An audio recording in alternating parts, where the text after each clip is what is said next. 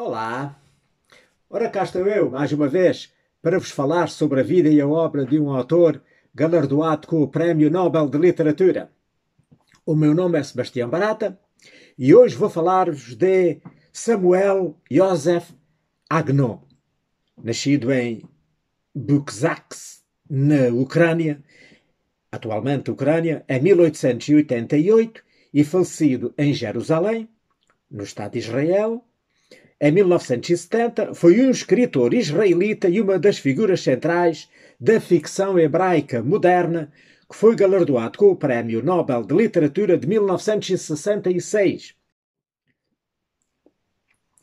Ora, o Samuel Joseph Agnon é o Shmuel Agnon, ou Shai Agnon, o S.Y. Agnon, de seu nome de nascimento, Shmuel Joseph Kzaksks, nasceu em 17 de julho de 1888 em Buczak, como já disse, na Galícia Oriental, que agora faz parte da Ucrânia, mas então fazia parte do Império Austro-Húngaro.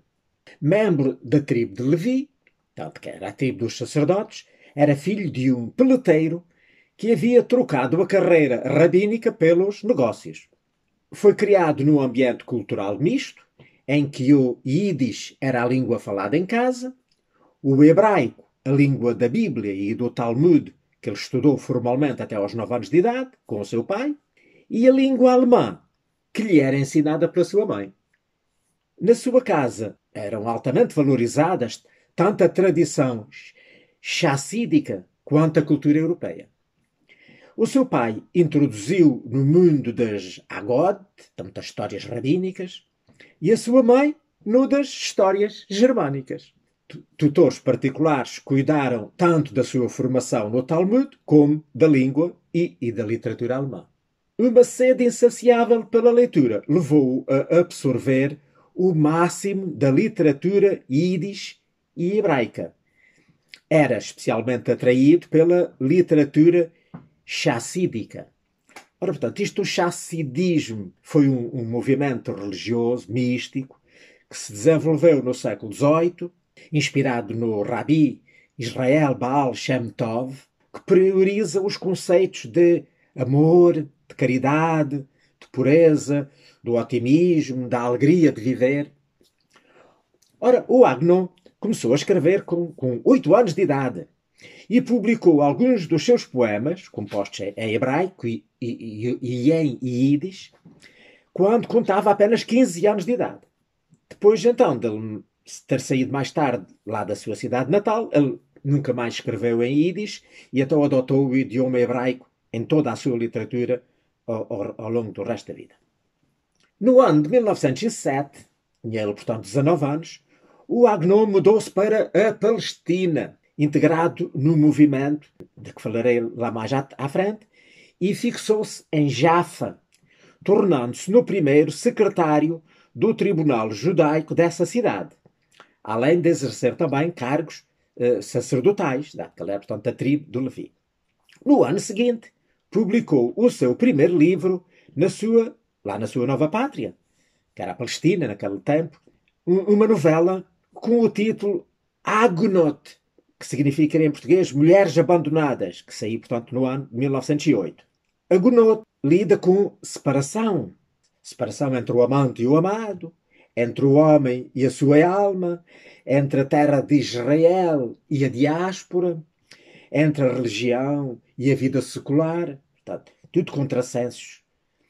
Agnon viveu profundamente esta separação e escolheu para o seu livro um nome que refletisse, de facto, esses paradoxos, que representavam uma fonte de inspiração literária e serão uma fonte de inspiração literária toda a vida para ele. Então, este título deste livro inspirou o pseudónimo que ele veio então a adotar, o Shmuel Agnon, que ele depois, mais tarde, até tornou mesmo o seu nome oficial. No ano de 1912, ele regressou à Europa para prosseguir os seus estudos de literatura e fixou-se em Berlim. Este período de vida na Alemanha foi para ele bastante feliz. Ele conheceu lá Esther Magre, com a qual casou, e tiveram 2 filhos. Ele teve lá contacto com escritores e com outros eruditos e também com ativistas sionistas.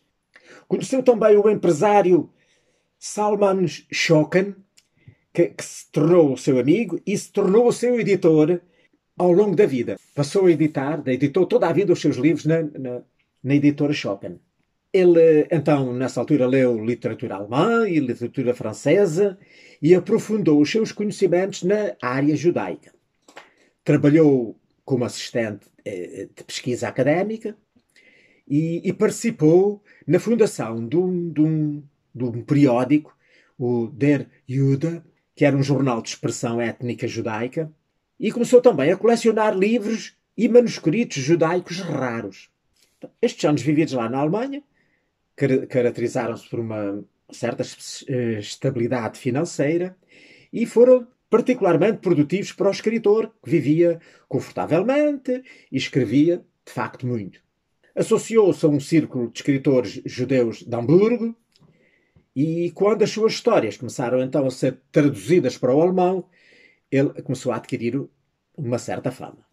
Infelizmente, aconteceram-lhe 2 grandes azares, que foram 2 incêndios. O primeiro desses incêndios ocorreu no ano de 1924 e destruiu a sua casa de Berlim. E com essa destruição, destruiu também a maioria dos seus livros, os tais livros e manuscritos, os seus manuscritos e aqueles livros raros que ele colecionava. E pôs um fim abrupto a este período prolífico que ele teve lá em Berlim. Então, nesse ano de 1924, ele, desanimado por causa do incêndio, partiu com a sua família para Jerusalém e ali se fixou e lá viveu para o resto da sua vida. Depois do segundo incêndio, foi já lá em Jerusalém, no ano de 1929, e acabou quase os restantes livros que ainda tinham sobrado do primeiro incêndio. Portanto, um expoente máximo da prosa hebraica moderna, o Agnon publicou 4 romances e mais de 200 contos e novelas. O seu estilo foi classificado, definido como um surrealista, introspectivo e onírico. Nos seus primeiros trabalhos, geralmente ambientados lá na Galícia, onde ele tinha nascido e crescido, o mundo dos religiosos é apresentado de forma positiva e sem conflitos.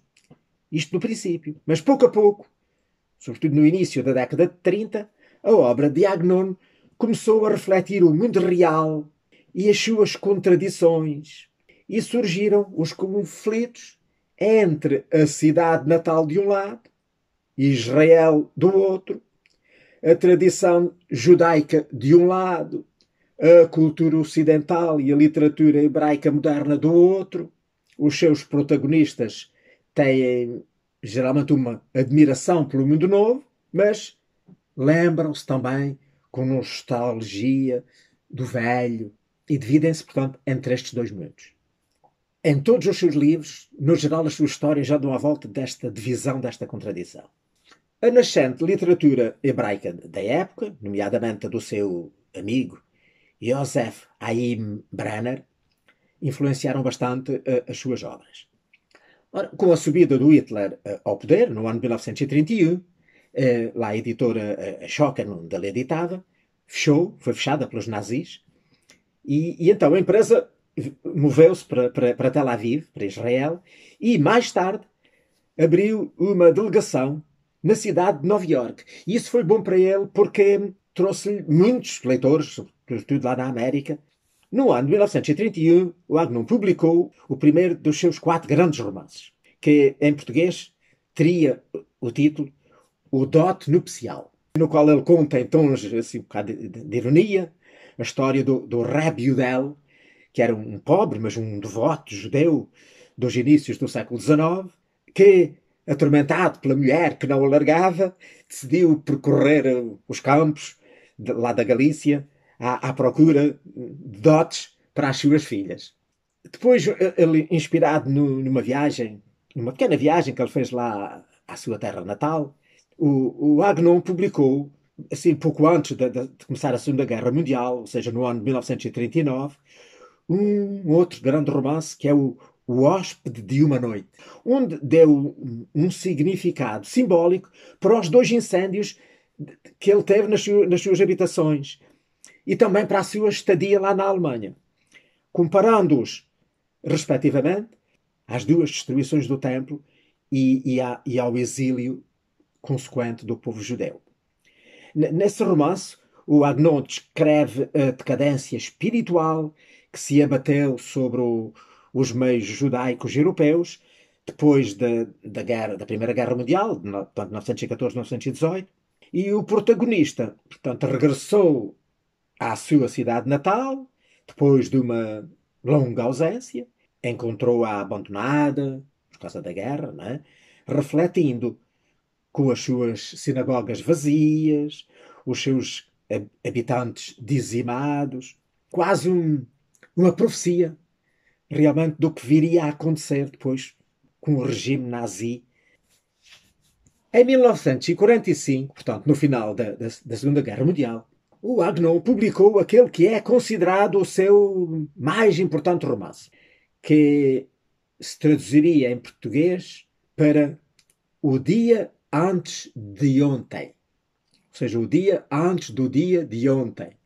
Que é uma história épica que segue a viagem de Itzhak Kummer da Galícia para Java e Jerusalém durante a segunda Aliyah, que se tornou, de facto, de certa forma, uma profecia para o movimento sionista do pós-Segunda Guerra Mundial. Não é? Quando, então, os judeus sobrantes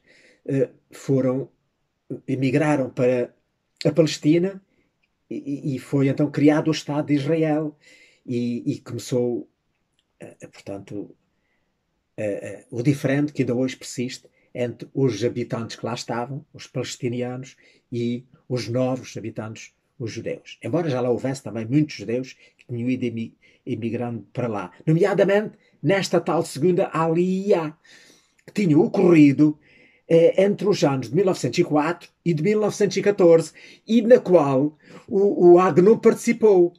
Portanto, foi nessa, digamos, na sequência dessa partida de muitos judeus para lá, para a Terra Prometida, que o Agnon emigrou para lá, como já vimos atrás.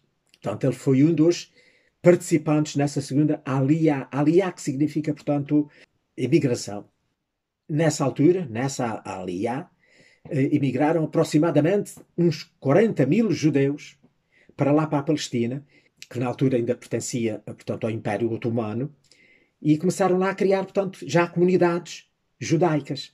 Depois, o quarto romance, que se chamou Shira, portanto, que é um nome próprio, e, portanto, se traduziria certamente igual, e que saiu no ano de 1971, é ambientado em Jerusalém, nas décadas de 1930 e 1940.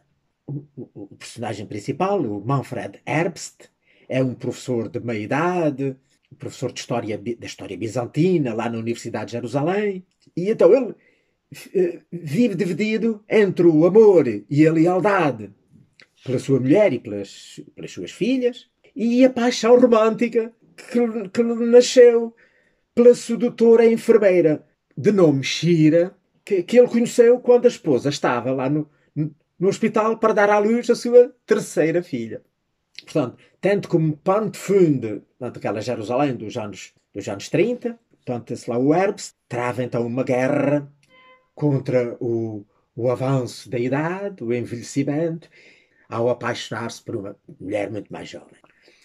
Os temas do Agnon abrangem, portanto, como vimos ao falar destes 4 romances, o declínio da antiga ordem e a perda da inocência, o exílio, uma certa ambivalência e, frequentemente, têm um final catastrófico.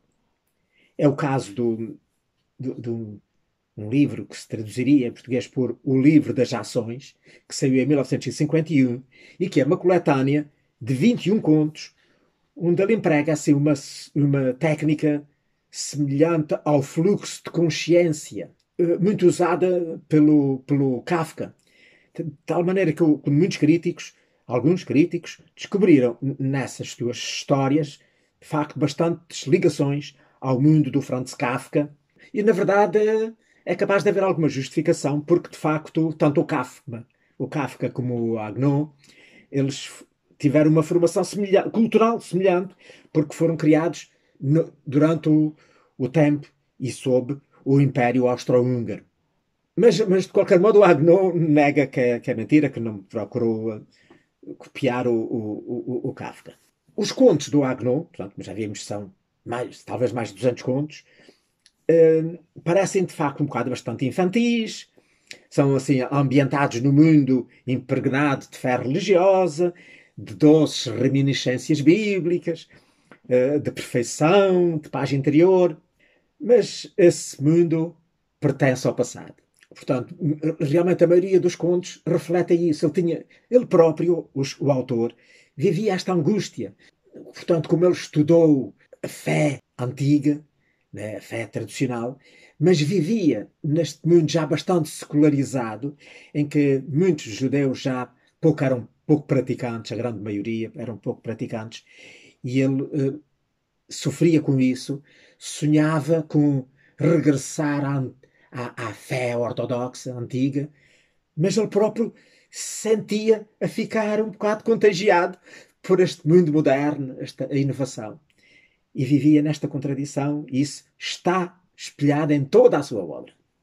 Ora bem, então, falando de contos, já falámos, portanto, nesta coleção de contos, há muitos outros contos, né, muito famosos. Um deles é E o Torto Será Endireitado, que foi editado em 1912 e que aborda o tema da harmonia final que conserta um emaranhado de equívocos. Portanto, o Menachem Haim, que é o tragicómico protagonista, é muito pobre, casado com uma crendel, que não tem filhos.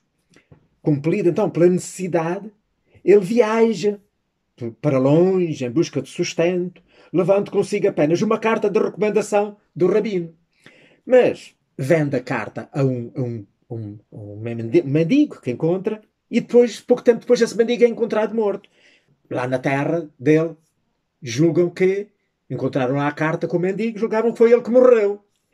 Foi ele que morreu, a crendel, a esposa, chora longamente o esposo morto, mas depois encontra um benfeitor que casa com ela, que a consola, inclusivamente engravida dele, dá-lhe um filho, que era um grande gosto que ela tinha.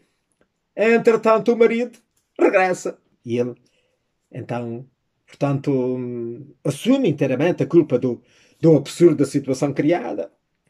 Decide não interromper o curso dos acontecimentos, deixou ela seguir a sua nova vida. E o interessante, depois, é que no final do conto, ele encontra no cemitério local um túmulo vazio com o seu nome gravado na lápide.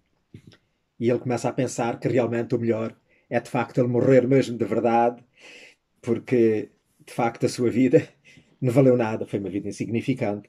E se calhar é a morte que lhe vai dar algum valor e que vai valorizar a sua horrível e reles vida. Outro conto seria, no português, No Coração dos Mares. Esta é de 1933, que é uma novela sobre um grupo de 10 homens que viajam da Europa Oriental para Jerusalém. Portanto, mais uma vez, refletindo a sua própria história. Outro seria, em português, Uma História Simples, que é de 1935, que esta é uma novela agridoce, ambientada na pequena cidade de Szybux, portanto, um nome fictício para a sua verdadeira cidade natal, não é? Lá do Bucax, e que é sobre um jovem que procura uma noiva e que fala sobre, portanto, as lições que traz o casamento. Um outro que é Teilá, que em português seria o Louvor, que saiu em 1950, que é uma história de amor perdido. Portanto, a Teilá, que é a personagem principal, é uma grande leitora dos Teilim, que, portanto, quer dizer, os Salmos, leitora dos Salmos, e então ela lê os Salmos, agradece a Deus tudo o que recebeu, é uma mulher caridosa, uma mulher bondosa, só teve amarguras na vida desde que o seu pai rompeu a promessa de casamento que tinha sido feita para ela quando ele tinha 11 anos de idade, e não a deixou casar. Mas ela vivia muito feliz, ela pagou o amor com amor, esse amor não realizado. Portanto, era meio infeliz, mas vivia feliz, lendo os seus salmos e refletindo. Depois, ela pensar no Holocausto, na Segunda Guerra Mundial, escreveu uma coletânea de contos que foi publicada no ano de 1973 e que teria em português o título Uma Cidade e a Sua Plenitude, em que ele, portanto, fala e retrata a sua cidade natal, lá o Bucaques. Um outro conto, que é Um Juramento de Fidelidade, é uma história onde as promessas se cumprem, os amores se realizam. Portanto, é que os personagens é o Yaakov e a Shoshama, que desde crianças se amam e que juram fidelidade um ao outro, crescem.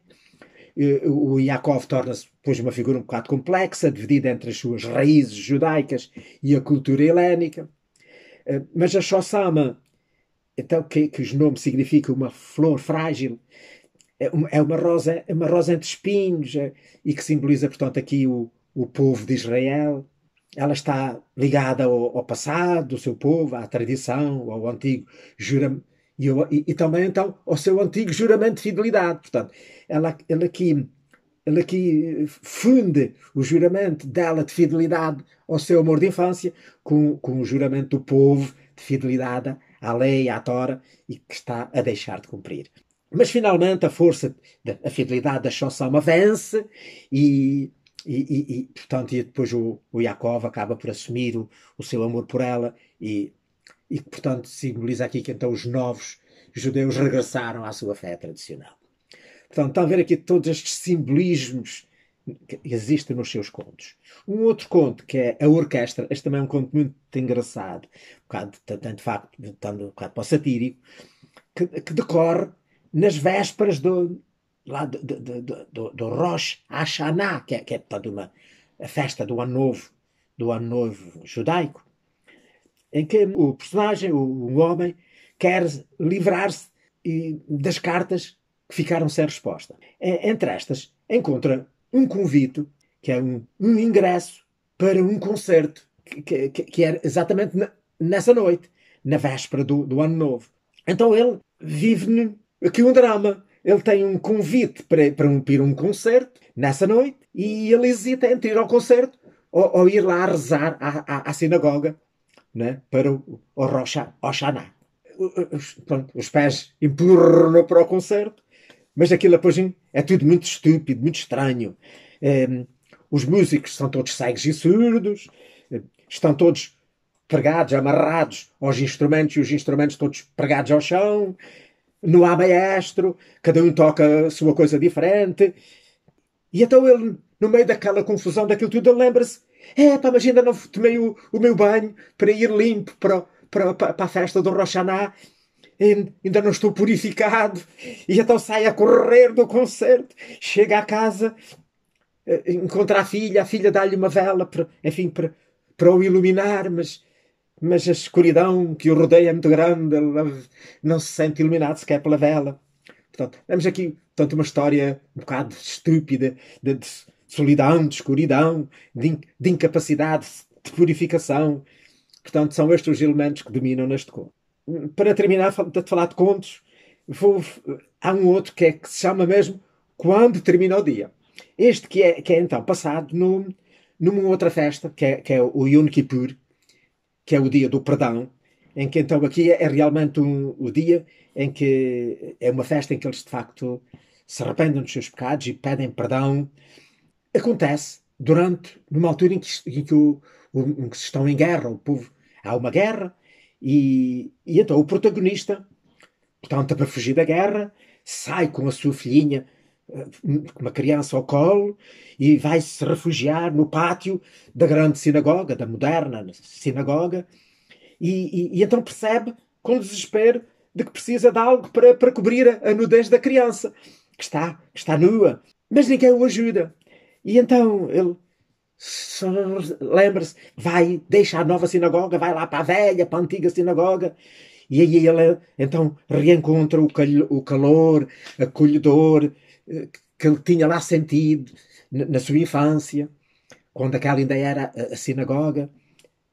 Então, ele, que juntamente com a filha, rezam ali, fazem ali as suas rezas, a criança acalma-se, adormece.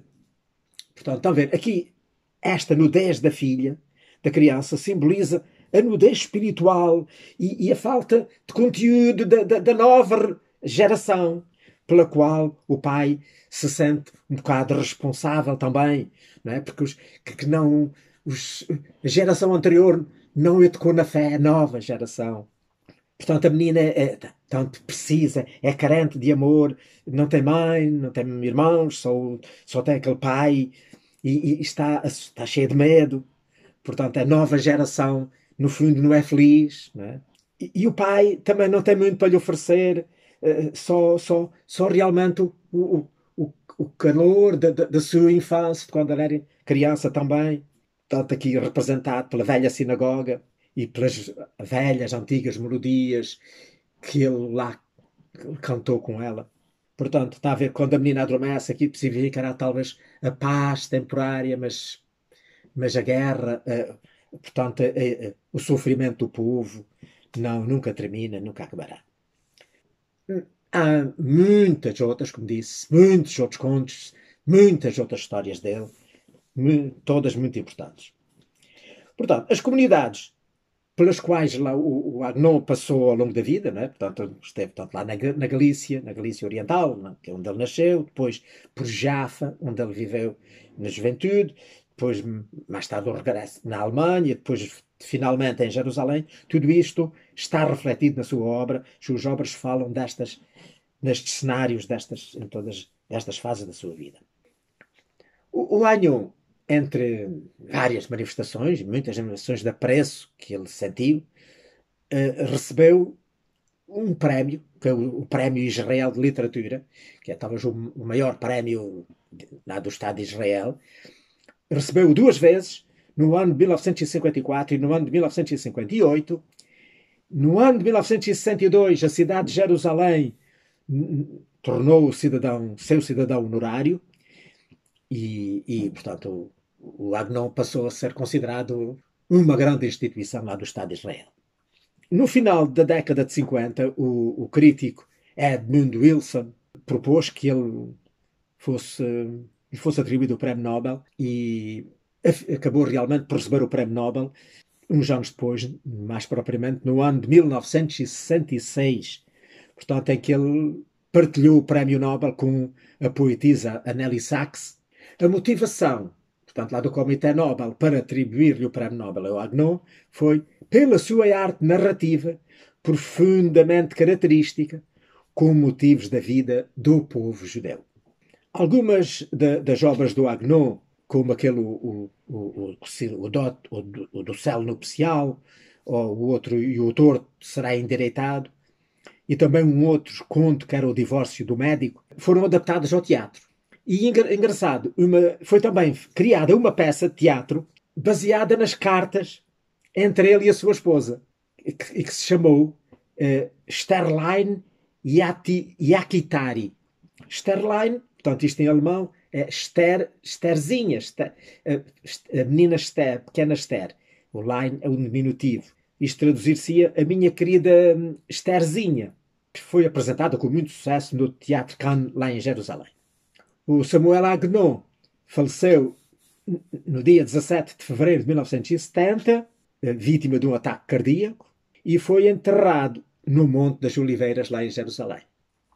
Depois da sua morte, a casa dele, situada no bairro de Talpiot, foi transformada num museu e aberta ao público. E o estúdio onde ele escreveu a maior parte das suas obras foi preservado e está lá intacto, pode ser visitado. Depois, no início da década de 80, a cozinha e o refeitório foram transformadas numa sala de palestras e de conferências, e ali foram realizadas muitas noites literárias e culturais. Depois, no ano 2005, a associação que foi criada para a conservação da casa, não é? A Associação da Casa Agnon, em Jerusalém, renovou o prédio e então ele reabriu depois ao público em janeiro de 2009 e pode ser visitado e continua a ser visitado. Eu não tenho qualquer livro dele, porque, ao que julgo, não há qualquer livro dele editado em Portugal. Há vários livros editados no Brasil, mas em Portugal, que eu saiba, não há qualquer livro do Agnon. Pronto, olha, é o que tinha para vos dizer sobre o Samuel, ou Samuel em português, Agnon. Espero que tenham gostado e, se puder e tiver vida e saúde, cá estarei para a semana para vos falar de um outro autor galardoado com o Prémio Nobel de Literatura. Ora, passem muito bem.